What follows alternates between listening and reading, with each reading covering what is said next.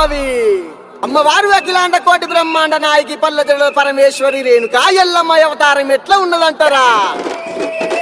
శివునికి చిన్న బిడ్డ శివునెల్లి మాత కౌతుని కొడలు గంభీరవాణి గౌలాడి బిడ్డ గడసాని ఎల్లమ్మ మట్టేడు మావురాల రేణుకా ఎల్లమ్మ ఎట్లా బయలుతున్నదంటారా?